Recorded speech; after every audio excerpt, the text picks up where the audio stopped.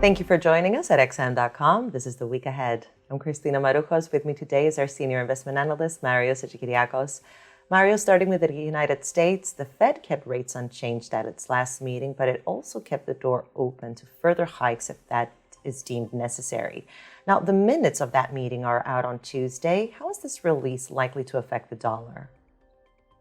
Hello, Christina. Well, it's been a very difficult month for the US dollar. So we've seen a very sharp retreat in the dollar, mostly because we've had a series of disappointing data releases. And that has raised speculation that the Fed might start cutting interest rates sooner next year. And in turn, that has reduced the dollar's interest rate advantage. So with that in mind, Christina, the minutes are going to be very important because we have a situation where the Fed and the markets are saying different things. The Fed has maintained a stance that they could still raise interest rates, as you already noted. The Fed has been arguing that, yes, we've seen some signs of softening in the US economy, but the economy is still really strong. Consumer spending is resilient. The inflation is still, core inflation is still at 4%. So Fed officials have kept the prospect of another rate increase on the table. However, the markets are saying that's not going to happen. If you look at market pricing, the markets are saying that there's almost no chance of another rate increase and that the Fed will start cutting interest rates in the spring of next year, around May or June of next year. So the minutes are going to be really important in helping to settle this debate. Now, I think that the minutes, Christina, might be an asymmetric event for the dollar in the following sense.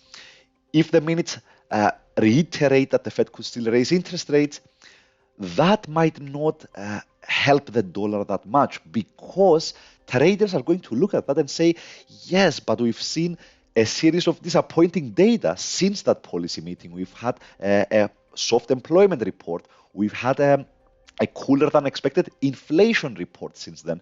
So even if the Fed maintains a stance that they could still raise interest rates, traders might not take that at face value. Traders might look at that and say, yes, but the minutes are slightly outdated since we've gotten all of this data since then that might have altered the Fed's view.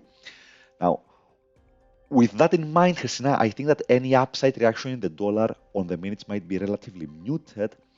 And if we take a longer term perspective, so if we look into next year, I think that the big question facing traders is which central banks are going to cut interest rates first and the deepest. And that, I think, is a setup that favors the dollar. Even though we've seen some signs of weakness in the US economy is still much stronger than other regions, for example, Europe. So we might be looking at a situation where the Fed is among the last central banks to cut interest rates next year, and that might allow the dollar to stage a comeback.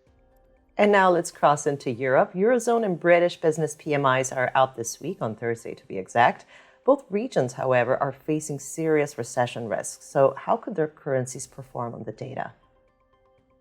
Yeah, so look, the Eurozone and the UK are in a very similar situation in the sense that economic growth has been stagnant for most of this year. And if you believe business surveys, it's likely to turn negative soon. So the Eurozone and the UK are looking at a mild technical recession as we approach the turn of the year.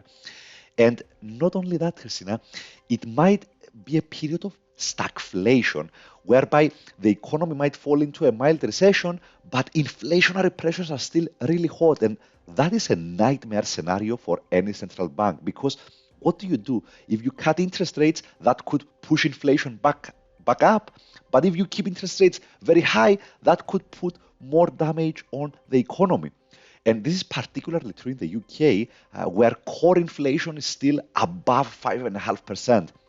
So with all of this in mind, the upcoming business surveys are going to give us an update on the health of these economies. And if we see any further signs that the Eurozone and the UK are moving closer to a recession, that I think could put the brakes on the latest rebound that we've seen in the euro and the British pound. Now, aside from the business surveys, Christina, we are also going to get the minutes of the latest European Central Bank meeting on Thursday. This is usually not a huge event for the markets, but it could attract special attention this time as traders try to decide how quickly the ECB is going to start cutting interest rates next year. Marius, thanks so much. This was the week ahead here at xm.com.